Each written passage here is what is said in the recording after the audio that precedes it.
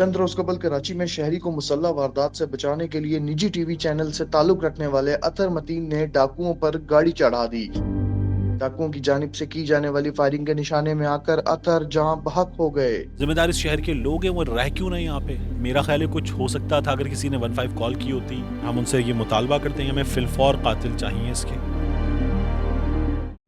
Urdu point کی videos دیکھنے کے لیے ہمارا چینل سبسکرائب کیجیے اور بیل کے آئیکن پر کلک کیجیے تاکہ آپ ہماری تمام آنے والی ویڈیوز سے باخبر رہ سکیں۔ السلام علیکم ناظرین، آپ دیکھ رہے ہیں اردو پوائنٹ اور میں ہوں شان ارائیں۔ گزشتہ روز کراچی میں ایک افسوسناک واقعہ پیش آیا۔ اس لاوارث شہر میں دندناتے پھرتے ڈاکوؤں کی فائرنگ سے نجی چینل کے سینئر صحافی اطہر متین کو گولیاں مار کر شہید کر دیا گیا۔ پسماندگان میں ایک اہلیہ اور 2 بچے شامل ہیں۔ اس کی مزید تفصیلات ہم جانیں گے اطہر متین کے بھائی طارق متین سے کہ واقعے کی اصل تفصیلات ہے کیا۔ دکھ کی اس گھڑی میں آپ کے غم میں ہم برابر کے شریک ہیں۔ ایک افسوسناک واقعہ رونما ہوا ہے۔ یہ سانحہ دراصل تھا کیا؟ یہ ساری چیزیں کیسے ہوئیں؟ صبح کے کس وقت جو ہے اطہر بھائی آ رہے تھے؟ یہ واقعہ کیسے ہوا؟ یہ اطہر رہتے ہیں حیدری کے سامنے والے بلاک میں کراچی میں، البرہان سرکل کے پیچھے۔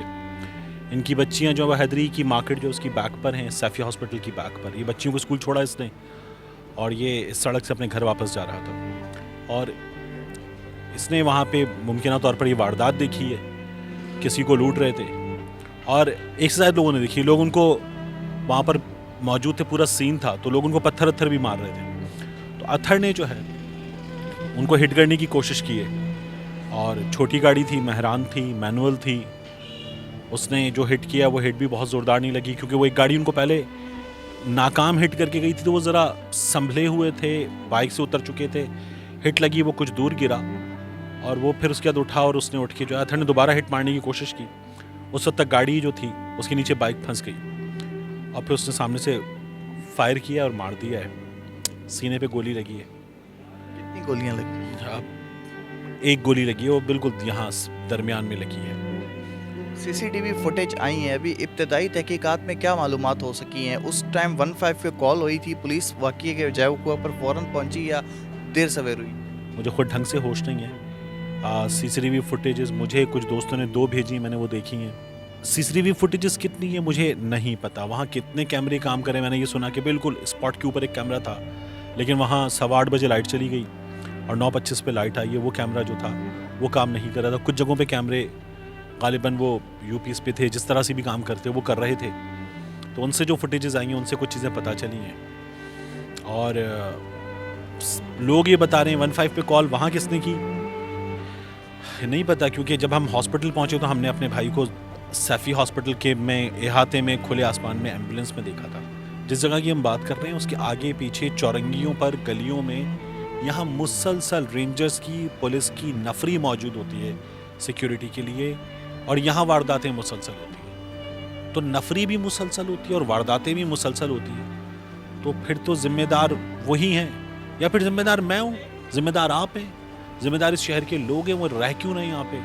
ان کی جیبوں میں موبائل کیوں ہیں؟ ان کے والٹ کیوں ہیں؟ ان کے والٹ میں پیسے کیوں ہیں؟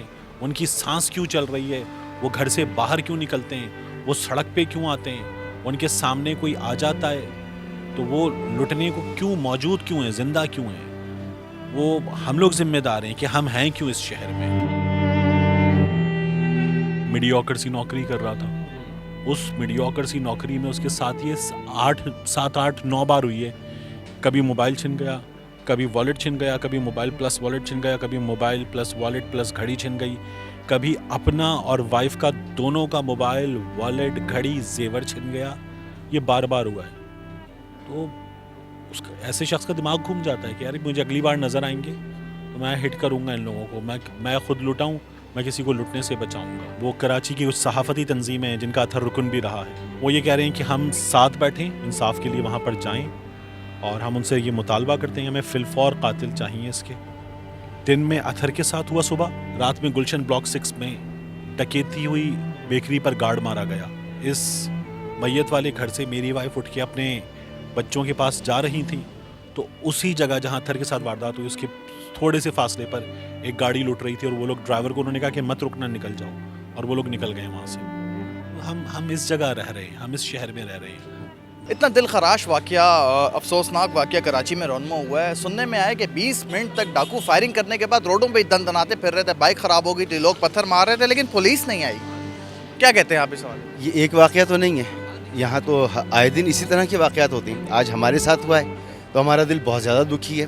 نہ تو یہاں پر CCTV کیمریز موجود ہیں, کمانڈ اینڈ کنٹرول سسٹم کوئی موجود نہیں ہے, ایمبولینس سروس موجود نہیں ہے, تو نظام موجود ہی نہیں ہے. یہ تو ایک آدمیوں کا مجمع ہے, بس لوگ یہاں پر آئیں, اپنا کاروبار کریں, سڑکیں گھیر لیں, فٹ پاتھ گھیر لیں, شہر کو چوک کر دیں, نظام کو تباہ و برباد کر دیں. اتنا دل خراش واقعہ ہوا ہے, ڈاکو جو ہے پورے شہر میں دن دناتے پھر رہے ہیں, خبر دینے والے ہی خبر بن گئے. اس حوالے سے کیا کہیں گے؟ ایک تو آپ صحیح کہہ رہے ہیں, مجھے ہمارے کرائم رپورٹر بتا رہے تھے کہ پچھلے پورے سال میں جتنی ڈیتھس ہوئی ہیں اسٹریٹ کرائم کے نتیجے میں, اس پورے سال میں اتنی ہو گئی ہیں. حالانکہ ابھی دوسرا مہینہ, یہ صرف 1.5 مہینہ ہوا ہے. صرف 1.5 مہینہ ہوا ہے, ابھی 2 مہینے بھی کمپلیٹ نہیں ہوئے. وسیم بھائی, صرف 13 لوگ جو ہیں ابھی تک, 12 سے 13 لوگ صرف 1.5 مہینے کے اندر ڈکیتی مزاحمت پر اپنی جان سے ہاتھ دھو بیٹھے. آپ دیکھیں, یعنی آپ چھوڑ دیں کہ تو تھا نا, آپ کہ میں کہوں کہ دنیا کے کسی شہر میں ایسا نہیں ہوتا ہوگا, آپ چھوڑ دیں پاکستان کے کسی شہر میں ایسا نہیں ہوتا ہوگا. یہ اتنا مظلوم, اتنا بے بس, اتنا پتہ نہیں, میں کوئی سخت لفظ نکال جائے کہ پتہ نہیں کبھی لگتا ہے پتہ نہیں کون سی کوئی پڑی ہوئی ہے, پتہ نہیں کیا.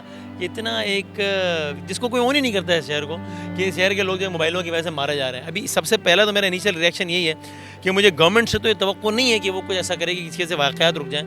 میں شہریوں سے ریکویسٹ کروں گا کہ بھائی آپ ایسا کریں کہ آپ دیں, وہ موبائل مانگتا ہے تو آپ اپنی گھڑی میں نکال کے دے دیں, چونکہ آپ کی جان سے دیں کچھ نہیں. اسے گورنمنٹ کے آسرے پہ تو آپ نہیں رہ سکتے, ورنہ اسی طرح, یعنی اس طرح تو میں کیا کہوں, کسی جانور کو اس طرح مار دیا جائے گا تو ہم جو ہے وہ افسوس کریں گے. یہاں پہ انسان اس طریقے سے مارے جا رہے ہیں اور روزانہ مارے جا رہے ہیں. ابھی ہم کشمیر روڈ پہ آپ نے دیکھا کہ ماں اور بہن کے سامنے 3 دن پہلے جس کی شادی ہوئی ہے اس کے سینے میں گولیاں اتار دی. یہ اطہر بھائی کا واقعہ ہو گیا. یہ ایک عجیب, پہلے ڈکیتیاں ہوتی تھی, چوریاں ہوتی تھی, لیکن انسانی جانوں کو نقصان نہیں ہوتا تھا. اب تو ہم جو بھی خبر دیکھتے ہیں کہ ڈکیتی مزاحمت پر گولی مار دی گئی, ایک بچے کو اس کی ماں کے سامنے مار دیا. ابھی اطہر بھائی کے ساتھ یہ انسیڈنٹ ہو گیا. سیکیورٹی ادارے آپ کیا سمجھتے ہیں, ناکام ہو چکے ہیں؟ اس میں کوئی شک ہی نہیں ہے. مطلب ظاہر ہے سندھ گورنمنٹ کا اس میں فیلئر ہے, پولیس کا اس میں فیلئر ہے. فیض اللہ خان صاحب ہمارے ساتھ موجود ہیں, ان سے جانتے ہیں کہ ان کی شخصیت کے بارے میں, کیسے شخص تھے وہ, ان کے اخلاق کیسا تھا. السلام علیکم. وعلیکم السلام. فیض بھائی, آپ ان کے ساتھ, آپ نے کام بھی کیا, دونوں نے ایک ساتھ, آپ کولیگ بھی رہے, آپ نے وقت بھی ان کے ساتھ کافی زیادہ گزارا ہے, قریبی ساتھیوں میں سے. آپ ان کی شخصیت کے بارے میں بتائیے, کیسے انسان تھے وہ؟ 2 مختلف اداروں میں ان کے ساتھ کام کیا, اور اگر ان کی شخصیت کے بارے میں بات کی جائے تو پورا میڈیا انڈسٹری کراچی کی جانتی ہے کہ انتہائی بااخلاق, ٹھنڈے مزاج کے اور خوش مزاج آدمی, اور انتہائی پروفیشنل. یعنی یہ ان کی شخصیت کا خلاصہ ہے. ہم دیکھتے ہیں کہ نیوز روم میں جو اس کا ماحول ہے اس میں ہم دیکھتے ہیں کہ بہت زیادہ شور مچایا جاتا ہے, کوئی بریکنگ نیوز آ گئی اس کے اوپر, لیکن وہ بڑی سے بڑی سٹوری بہت آرام سے دھیمے انداز میں بناتے تھے, اور وہ کوئی اپنے اوپر طاری نہیں کرتے تھے. اپنی کئی سٹوریز ان سے میں نے ڈسکس بھی کی, اس میں بڑا اچھا مشورہ دیتے تھے. 1.5 مہینے کے دوران 8 لوگ اپنی جان کی بازی ہار گئے ڈکیتی مزاحمت پر. اس حوالے سے بتائیے گا کہ لا اینڈ آرڈر کی سچویشن کیوں نہیں قائم کی جا رہی؟ دیکھیے, اس ابتدائی 1.5 مہینے میں تقریباً 13 لوگ ایسے ہیں جو اس اسٹریٹ کرائم کے نتیجے میں اپنی جان کی بازی ہارے ہیں, اور 80 کے قریب لوگ زخمی ہوئے ہیں. اور پھر جو گاڑیاں چھینی ہیں, موبائل چھینے, کیش چھنا ہے, سونا چھنا ہے, وہ اس کے علاوہ ہے.